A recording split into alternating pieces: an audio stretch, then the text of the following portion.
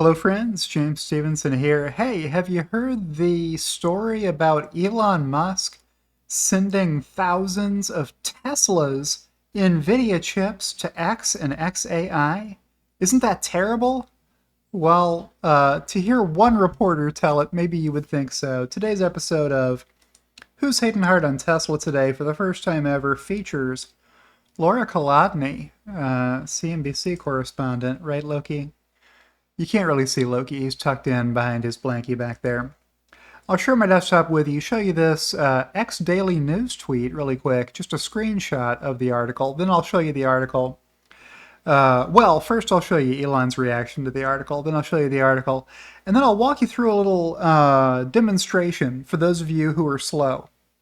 I mean, for those of you who think a crime has been committed here, to put your minds at rest.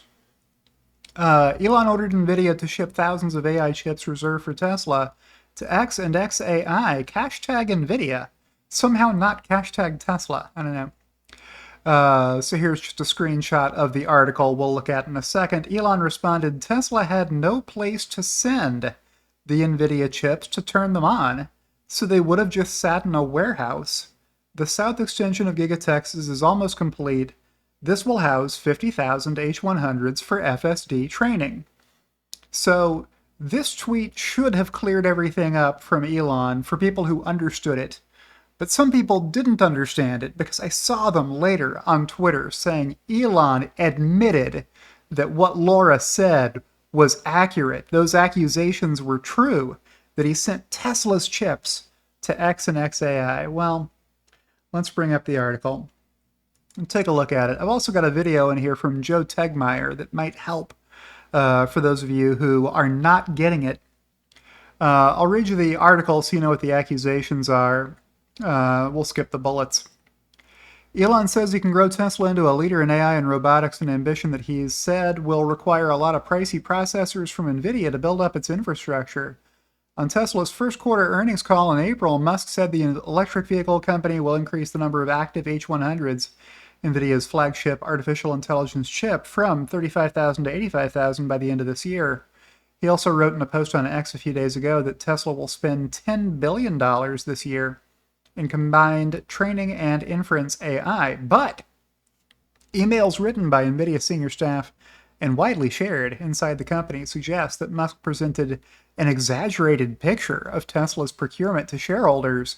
Correspondence from Nvidia staffers also indicate Musk diverted a sizable shipment of AI processors that had been reserved for Tesla to his social media company X, formerly known as Twitter. Then the funniest paragraph in this article, Tesla shares slipped as much as 1% on the news Tuesday morning. So I guess CNBC, as one of their stated goals for journalists, is to make market-moving news. So they put this paragraph in even when it's not needed. Like, the stock moves by more than 1% most days when there's no news, right? Slipped as much as 1% on this important news. By ordering Nvidia to let privately held X jump the line ahead of Tesla, Musk pushed back the automaker's receipt of more than $500 million in graphics processing units or GPUs by months, likely adding to delays in setting up the supercomputers. Likely. See, here's the lie. Somebody was asking later, if Elon admitted that he did it, then how can you say Lora was lying? Because she said likely adding to delays. It didn't add to delays. The delays were already there. All that was left to the CEO of Tesla was to decide what to do about those delays. In setting up supercomputers Tesla says it needs to develop autonomous vehicles and humanoid robots, Elon prioritizing X H100 GPU cluster deployment at X versus Tesla by redirecting 12,000 of shipped H100 GPUs originally slated for Tesla to X instead, an Nvidia memo from December said. In exchange, original X orders of 12,000 H100 slated for January and June to be redirected to Tesla. Okay, so we're just changing the timing of when these orders are going to be delivered based on who's able to use them. A more recent Nvidia email from late April said Musk's comment on the first quarter Tesla call conflict with bookings, and that his April post on X about $10 billion in AI spending also conflicts with bookings and FY 2025 forecasts. The email referenced news about Tesla's ongoing drastic layoffs and warned that headcount reductions could cause further delays with an H100 project at Tesla's Texas Gigafactory. It's not very clear to me what's going on here, except maybe somebody who works at Nvidia thought that the $10 billion cited was supposed to be just the orders for Nvidia chips, and that Tesla hasn't ordered this much. Well, no, the $10 billion is the total amount of the capital projects, including construction of the south wing of the Austin Gigafactory, right? You got to pay those construction companies that are doing the work to bring in the cement and the steel and the cooling towers and the power supply. And, there's a long list of capital assets that need to be purchased in order to make the asset go into service, only one of which, a pricey one, but only one component of which are the processors. Also, Tesla has Dojo still going on, and Dojo does not use Nvidia chips. Those are house-made silicon by Tesla. In the Dojo, well, they're not Nvidia chips anyway. They might be buying them from Samsung or something. The new information from the emails read by CNBC highlights an escalating conflict between Musk and some agitated Tesla shareholders who question whether the billionaire CEO is fulfilling his obligations to Tesla, while also running a collection of other companies that require his attention, resources, and hefty amounts of capital. Laura is showing you only one side of the coin. I'll show you the other in a few moments. A spokesperson for Nvidia declined to comment for this story. Musk and representatives for X and Tesla did not respond to requests for comment because they know your track record, Lora Kolodny. Lora blocks me, so she's not going to see this post. She's blocked me for 5 years, I think, since we had a little misunderstanding about what the definition of a robotaxi is. Critics have said Musk is only a part-time CEO of Tesla, the company responsible for the vast majority of his wealth. Musk is also the CEO of aerospace company SpaceX, the founder of brain-computer interface startup Neuralink, and tunneling venture The Boring Company. He also owns X, which he acquired for $44 billion in late 2022, when it was still called Twitter. He launched his AI startup XAI in 2023. X and XAI are tightly intertwined. In a post on X in November, Musk wrote, X Corp investors will own 25% of XAI. Additionally, XAI uses some capacity in X data centers to run some of its training and inference for the large language models behind its chatbot Grok. CNBC has learned by reading public tweets. Musk has pitched Grok, originally named Truth GPT, as a politically incorrect chatbot with a rebellious streak and a would-be competitor to OpenAI's chatbot and generative AI services. While Musk juggles his many ventures, Tesla shareholders have reason for concern. The company is in the midst of a troubling sales decline, in part due to its aging lineup of electric vehicles and increased competition. Its reputation has also suffered in the U.S., according to an Axios poll. Yeah, Tesla stock down 29% this year. The usual piling on you get from Lora Kolodny. Rather than discuss EV sales or the massive restructuring underway at Tesla, Musk has been encouraging investors to focus on future products that he's been promising for years but has not yet to deliver. That includes AI software to turn existing cars into self-driving vehicles, dedicated robotaxis that can make money for their owners, and a driverless transportation network. If somebody doesn't believe Tesla's going to solve autonomy, I think they should not be an investor in the company, Musk said on the April earnings call. We will, and we are. To get there, he said, Tesla requires plenty of Nvidia's GPUs, which are specialized for AI training and workloads. Those chips are in limited supply due to soaring demand from Google, Amazon, Meta, Microsoft, OpenAI, and others. Nvidia, now the third most valuable company in the world, with a $2.8 trillion market cap, has said it's hard to keep up with demand between the cloud service providers and the companies developing AI models. Customers are consuming every GPU that's out there. Nvidia CEO Jensen Huang said on an earnings call in May, after the chipmaker reported its third straight quarter of more than 200% revenue growth. Huang also said on an earnings call in February that Nvidia does its best to allocate fairly and to avoid allocating unnecessarily, adding, why allocate something when the data center's not ready? In naming customers that are already using Nvidia's next-generation Blackwell platform, Huang mentioned xAI on the call, alongside 6 of the biggest tech companies on the planet as well as Tesla. Musk likes to tout his infrastructure spending at both companies. At Tesla, Musk has promised to build a $500 million Dojo supercomputer in Buffalo, New York, and a super dense water-cooled supercomputer cluster at the company's factory in Austin, Texas, which is where these chips were bound, but back in December or January was not complete. It's still not totally done, but I've got a video I can show you in just a second of what it looked like back then. That'll make it very clear that it wasn't ready to accept these NVIDIA chips. The technology would potentially help Tesla develop the computer vision and LLMs needed for robots and autonomous vehicles. It's a long article. At xAI, which is racing to compete with OpenAI, Anthropic, Google, and others in developing generative AI products, Musk is also seeking to build the world's largest GPU cluster in North Dakota, with some capacity online in June, according to the internal NVIDIA email from February. Memo described a Musk mandate to make all 100,000 chips available to xAI by the end of 2024. North Dakota is a good place to cool chips if you want to keep them cool. North Dakota, one of the coldest places there is in the U.S. Most of the year. It noted that the LLM behind xAI's Grok was relying on Amazon and Oracle cloud infrastructure, with X providing additional data center capacity. All right, I'm not going to read you the rest of this article because I have too much more stuff to get to.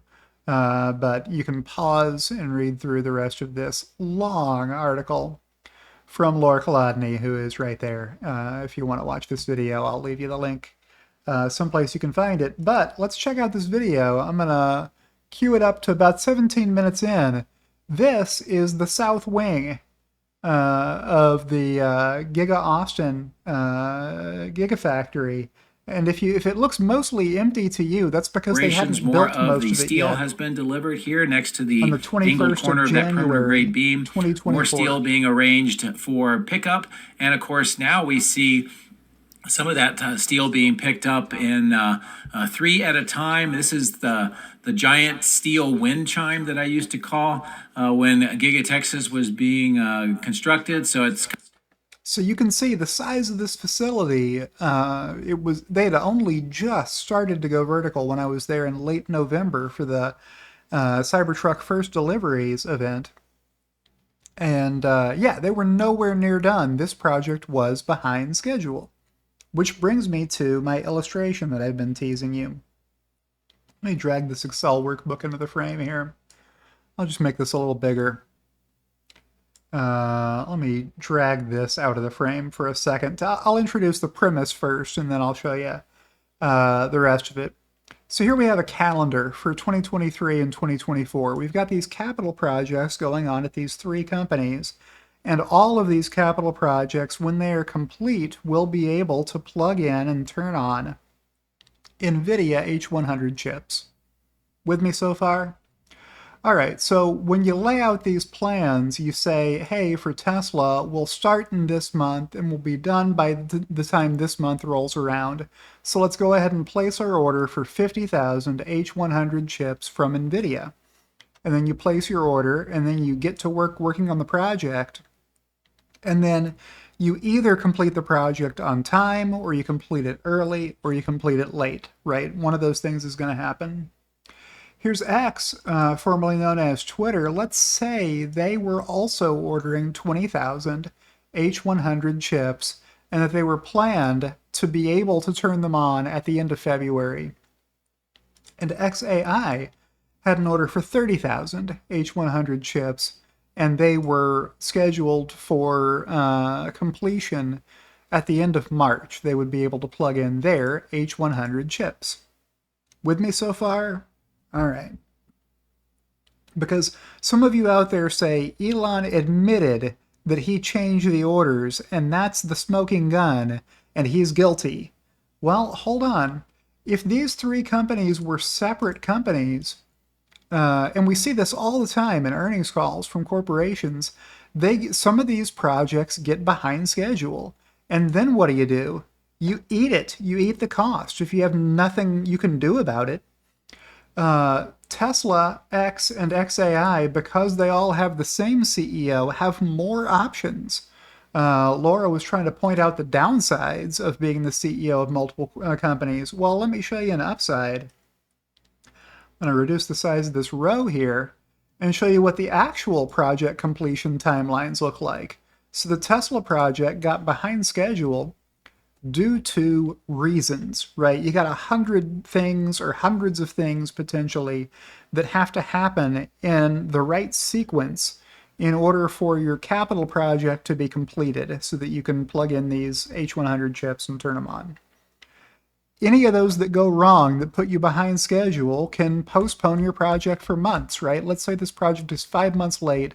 It won't be done until the end of May, at the point that they would be able to actually turn on those H100 chips. Well, if Tesla were a standalone company, it would just be 5 months late. And what would they do? Well, at the risk of losing out on the H100 chips order, they would take delivery. They would be out the cash right away at the time that they took receipt of all those chips. They'd have to find a place to store them in a warehouse or a delivery center or a distribution center, at their own expense until the end of the 5-month time period when they're finally done with the project and at the point that they can start plugging in H100 chips, turning them on and using them, putting them into service as assets for the company, right? That happens all the time to companies, and they just have to deal with being behind schedule and it costing them money to be behind schedule. Well, X and XAI, who had planned to have these projects completed, in the middle to late Q1, were ahead of schedule, apparently. And at the end of December, they were ready for their H100 chips that they had ordered to be delivered in February and May, or March, sorry. So what does Elon do as CEO of the three companies? He sees, I've got one company behind schedule, I've got two companies ahead of schedule. These companies are already ready to take delivery of H100s. This company is not ready. They've all got orders in. They've got orders in for the same quantity of chips. Let's just swap them. Let's just take delivery now for X and XAI on these chips that Nvidia wants to deliver to Tesla, and let's let these two orders go to Tesla whenever they're ready, April or May or whatever. That's all Elon is guilty of. He's guilty of making the same decision any of us would have made if we had been brought this problem. Hey, we got one project behind schedule. We got two projects ahead of schedule. What do you want to do?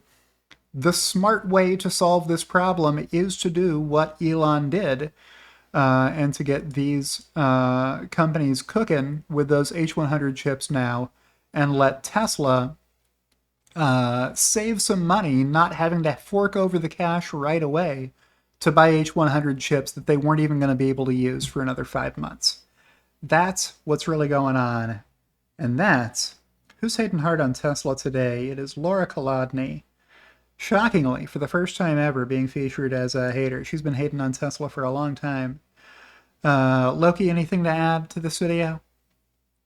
He is still curled up and snoozing. So with that, I will outro by reminding you to subscribe to me and set the alert for notifications if you're into that on YouTube or on X, wherever you're watching this video.